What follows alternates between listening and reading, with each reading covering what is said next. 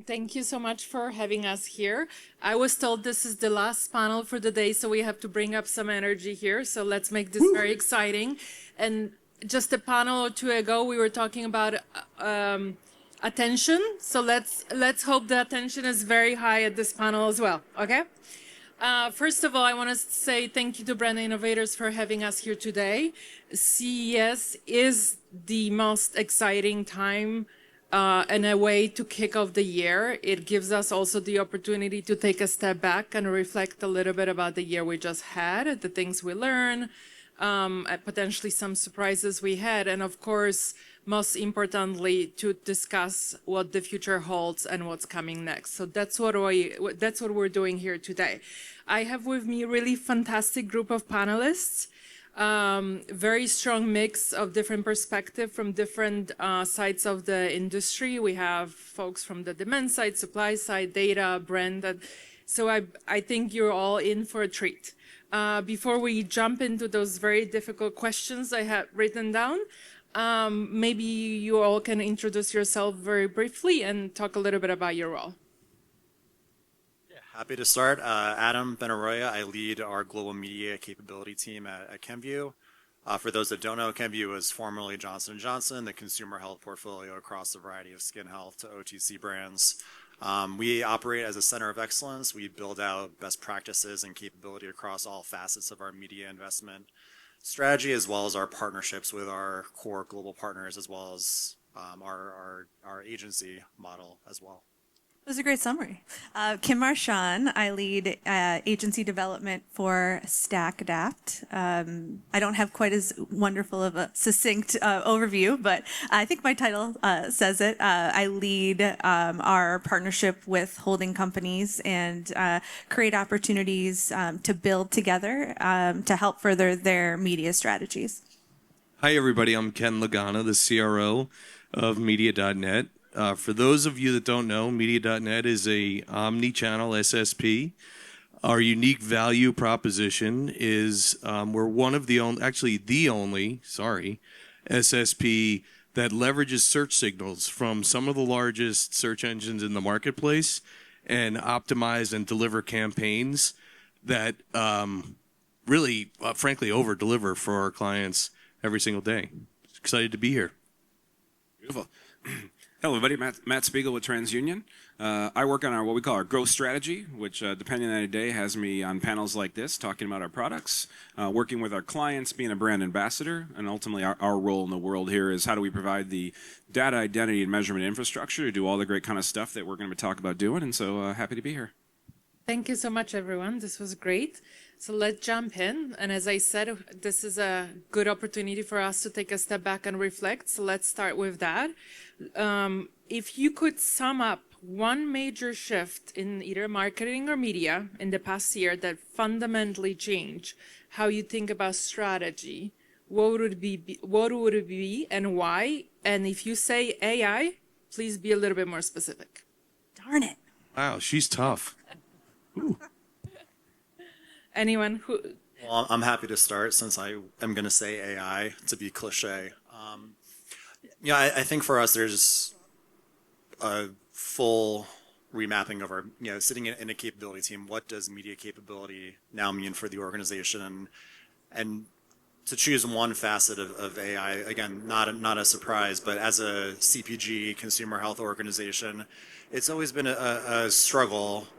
Thinking about SEO, for example, or how much are we investing in SEO, website content when that may not be as critical of a consumer touch point in their path to purchase. So to get the enterprise focus on that, was a challenge. I think with AI, that fundamentally has to be revisited.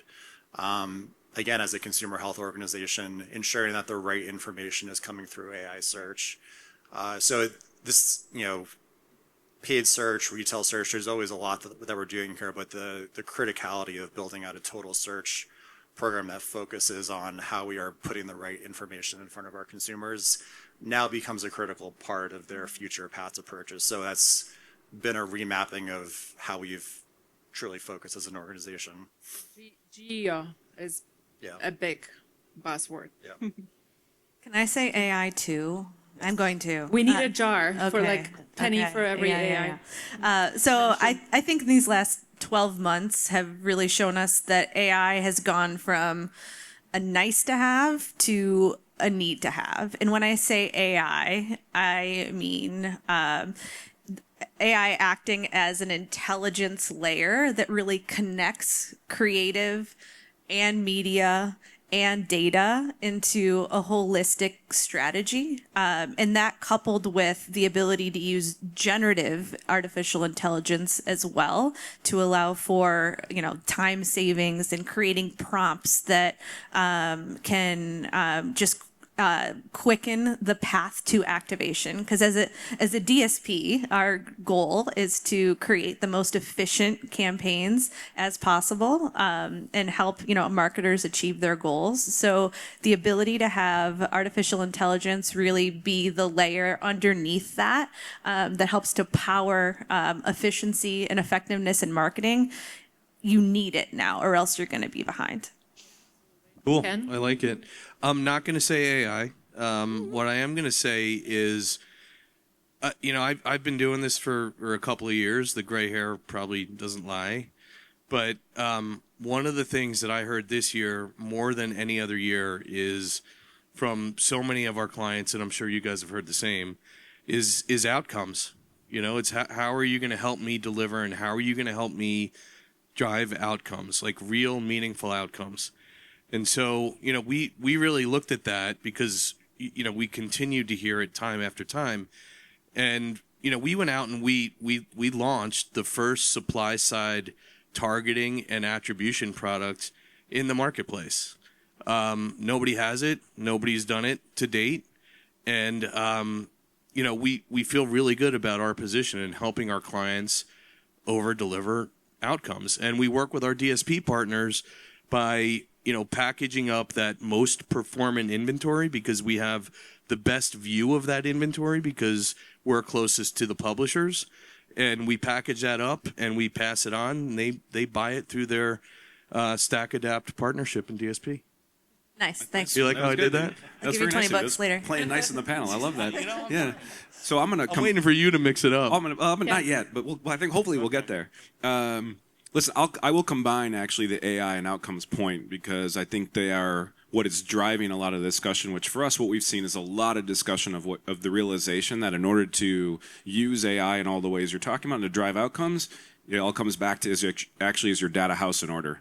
And when we did some research earlier part of last year that showed on average most marketers have 16 plus, and Adam, I don't know, you can talk about whether this is true in your world, 16 plus different MarTech and AdTech technology partners. And what that results in a lot of times is data that's very disconnected. And so as you move to focus on outcomes and you move to use AI, what we've had a lot of conversations with companies about is it's really hard to get that done well if you actually can't even recognize your own customers, if you can't connect all the data signals that you have at your disposal.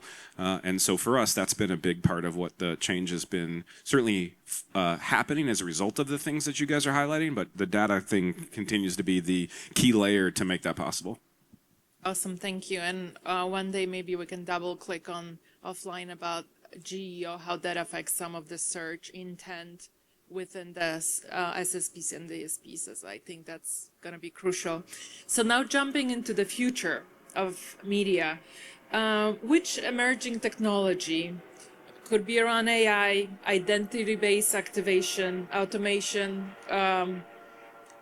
cross-platform intelligence, or growth in retail media will have the biggest impact in the next 12 to 18 months? I can actually, Matt, I have a specific question if you don't. Go ahead. No, please. Especially for you, how are identity and audience data evolving to future-proof activation?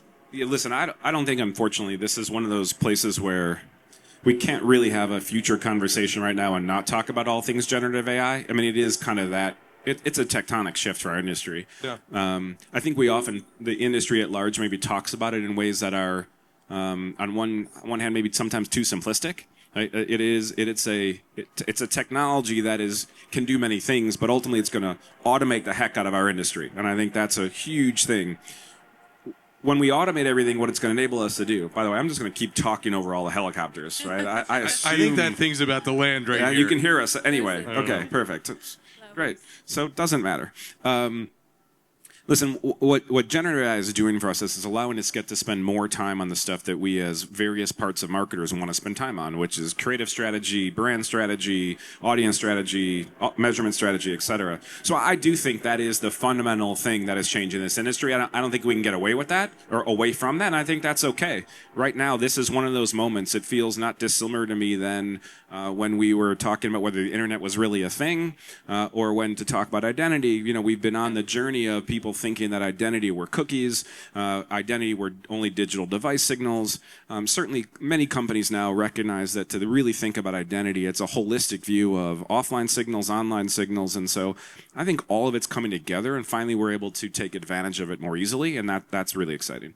I love your point about generative AI and how that kind of intersects with data, because, you know, with the introduction of Gen AI, we can create hundreds and thousands of different creative iterations and pair that with audience signals and intent signals and actually do optimizations, you know, in real time using artificial intelligence to be able to predict which versions of those creatives are going to, you know, have the best results. It's a really exciting time for us to be able to take all of this technology and really turn it into better performing media campaigns. We are obviously really early days, but I want to double click on what both of you said in terms of the ability to leverage DCO with generative AI.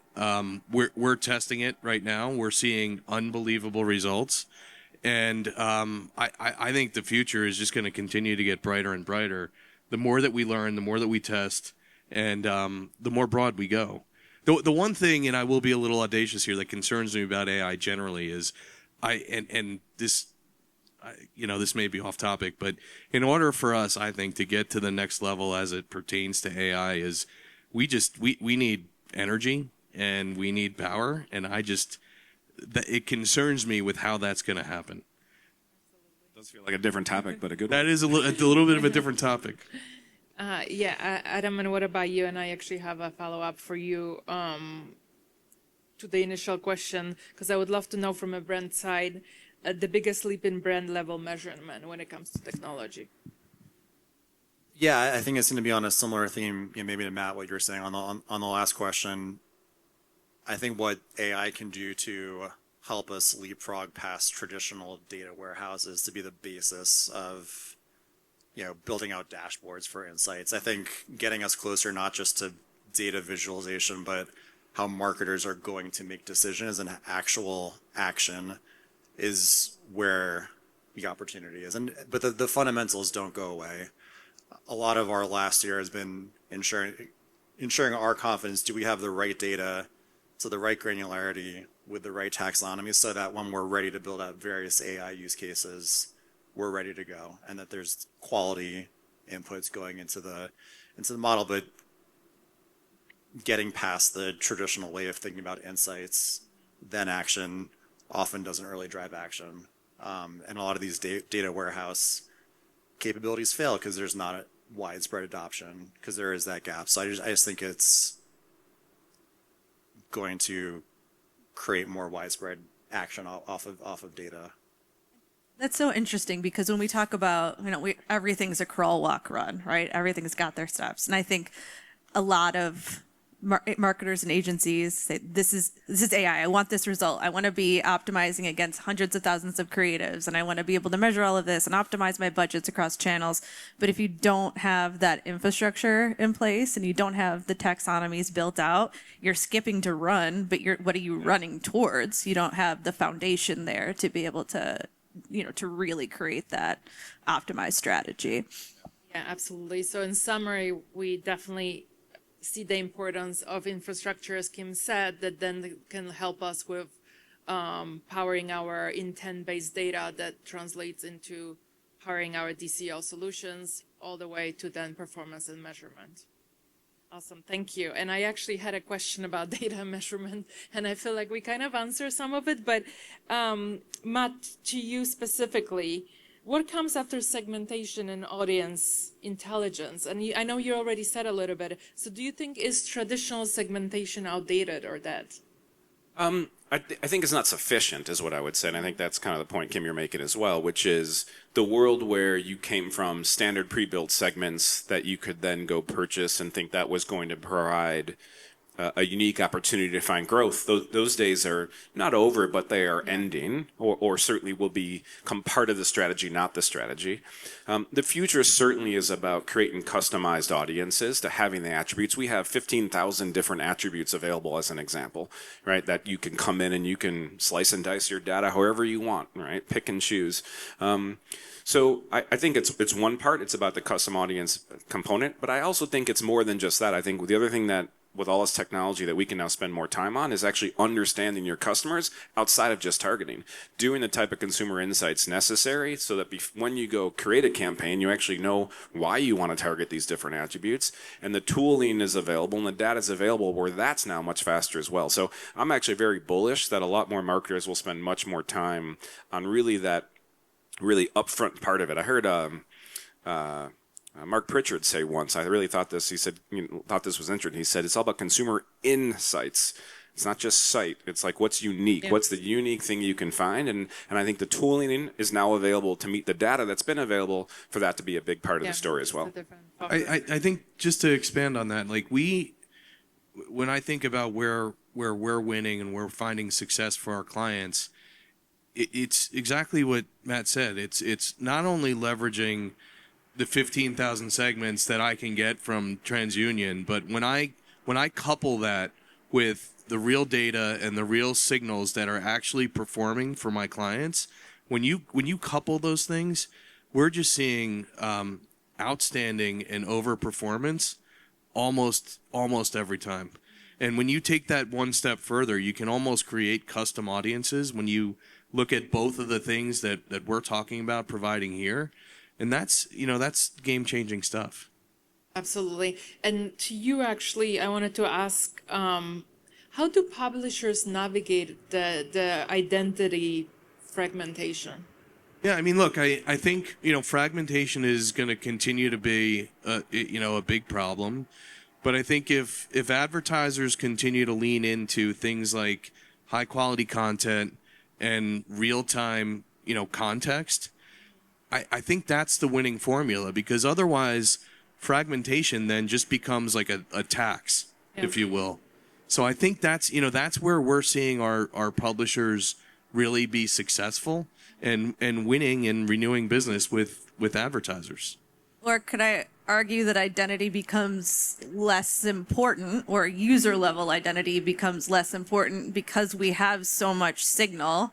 And if our end goal at the end of the day is outcomes, and we have the tools to be able to optimize towards those outcomes, I mean, that's less important than actually driving those results. But Adam, would love to hear your thoughts there, obviously. Yeah, I think it's a great point. I mean, going back to the starting point of segmentation, it's been a focus for us on how do we better use identity to use those signals to build richer consumer insights at the upstream parts of our brands and marketing planning.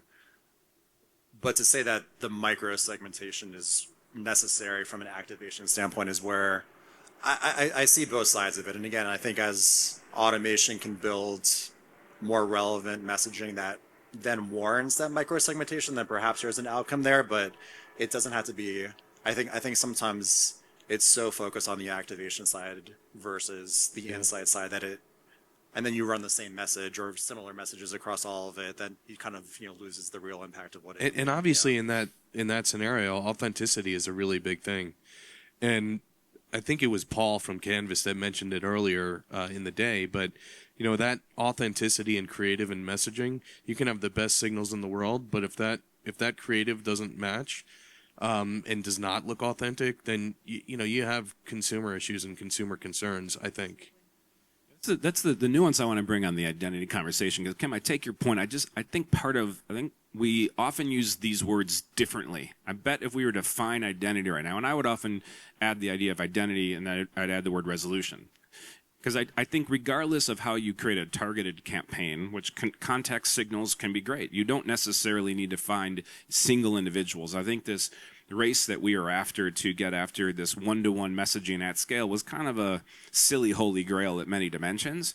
But identity resolution that underpins that insight so that when you are attacking context, you still have some sense of who the audience is, I think is critical. And unfortunately, I think we've done one of two things, either made identity resolution too complicated in one conversation or too simple on the other. And somewhere there's a Goldilocks moment in the middle that helps people understand that you do want a single view of your customers and prospects as best you can get it. If you're after that flawlessly for every impression, you're chasing something you're never going to succeed on. But I think this notion that we should stop, I'm not there either. I don't think, Kim, you're highlighting that. It's how do you bring all the elements together? And I think to your point, especially from the commercial side of the business, I think there's a lot of, you said the one-on-one personalization, like personalization in general, I think maybe it's a little bit overused word. I think it's the relevancy. So it's really where you are, what you're doing, what you're interested, what is the intent, right? Since we're running short on time, I'll keep going. This is great. Let's jump into the big shifts. So looking ahead for 2026, what keeps you up at night? What is a pain in the butt? Or, what is something that on the contrary that really excites you? What's going to keep me up tonight is why were there so many helicopters flying over this terrace? Sorry, you guys can go first. I think for us at StackAdapt, one of the things that we are really focusing on going into 2026 and beyond is how do we try to consolidate advertising technology and marketing technology together. As right now we have all of our databases of emails, et cetera, and then we have advertising that's very much separate in a lot of cases. And if we can, and we have been able to kind of unify those two things to create the ability to have omni-channel campaigns include that aspect to make sure that we are personalizing our messages across our holistic marketing and advertising stack. And right now those sit very separately, and there's a lot of, I think, change management involved in trying to consolidate and bring those things together. So I think for me, that's what I'm thinking about is how can we help marketers in that way to really combine those two aspects of a marketing strategy. Thank you. Ken? I think what keeps me up at night is, frankly, the future of the open web. And, how do we continue to help publishers and bring them unique solutions to help them, monetize and keep the open web truly open? That's a big thing that keeps me and, frankly, Media.net up at night. So, we created what we hope is a high quality solution called Bytes. It's a vertical video unit. We're working with the top publishers in the marketplace today. We're actually, interestingly, we're working with their editorial teams. We took a little bit of a different approach, and basically what we do is, I'm going to use it, I'm going to say AI, but in this case it really is AI. We work with the editorial team, so we're not sidelining the editorial team, but what we're doing is we're creating vertical video from the editorial that these teams are creating. And so our hope is that that's a really unique value proposition for audiences that consume open web content. It allows publishers to drive and deliver more revenue, and actually stealing a bit from social, and that's our contribution, I think, to trying to keep the open web open. I think what I heard this on the attention panel, the idea of discipline and how do you bring discipline to what a marketing team is going to focus on. I think that's what keeps me up at night as far as how do we prevent the industry complexity from creating internal organizational complexity. And there's significant risk of distraction and complexity if we were to attempt building out capability and strategy against everything that the media industry is bringing to us. And that's always been true. Obviously, I think some AI is one new facet of it. How we bring retail media in to bridge internal organization silos is also both complexity but an opportunity. So I think it's both what keeps me up at night, but where my focus is internally is how to keep our team focused on what are we doing now, what are we comfortable pausing, and what do we say is not a priority for us at all. I see internal, or how our internal teams operate, and just the risk of trying to do too much. Exactly. Focus on a few things and do them well. Mario, what about you?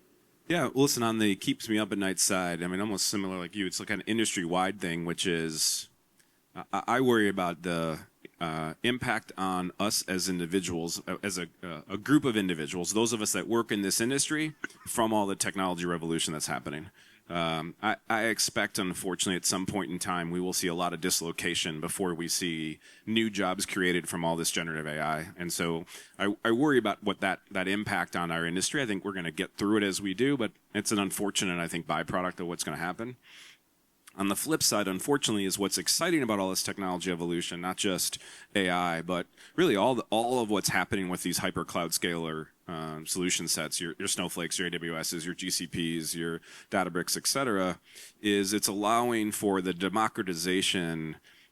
I don't actually necessarily love that word, but it is somewhat relevant here, where it's an ease of access to all the much more sophisticated data and infrastructure tooling that has generally been available. Kind of, Adam, to where you're going. Instead of having to build it, we're seeing a lot of people start to bring their solutions to the cloud as a marketer, and we're actually trying to follow suit, where we're bringing our identity resolution products to the cloud as well.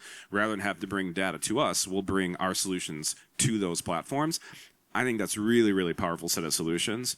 It's going to make all the plumbing that we spend a ton of time having to deal with in years, and it will take years, that will go away. It'll be a lot easier. And so the adoption curve that we're seeing there, I think, is really interesting. Amazing, thank you. And I think a lot of us here can relate to being excited about the future and really going all into AI, but also navigating the kind of ice of potentially falling into a situation where we might be irrelevant in the future. Okay, so to end on a high note, can you tell me or give me in one sentence, how would you define the future of media in the next 3 to 5 years?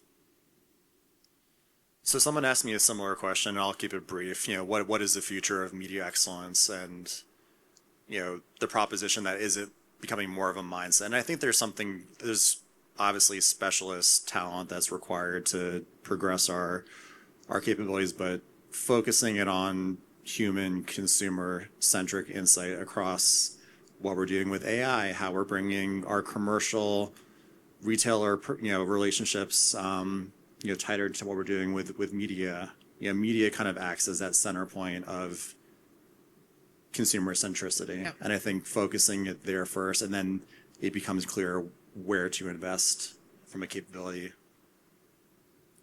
I would simply say measure what matters and action on what works. I was going to say more consumer oriented, more analytically driven, more relevant, easier to execute. Tim? Put commas in all of that. That's make this one sentence. To summarize, I think what you guys all said, it's using AI, but ensuring that human element remains front and center, and using AI as a tool, not a replacement. Love it. Thank you. And keep developing our teams, investing in talent and kind of pivoting from where we are. Exactly. Amazing. Well, thank you so much. Thank you. Thank you. Big applause to the... Thank you. Great job. Thank you.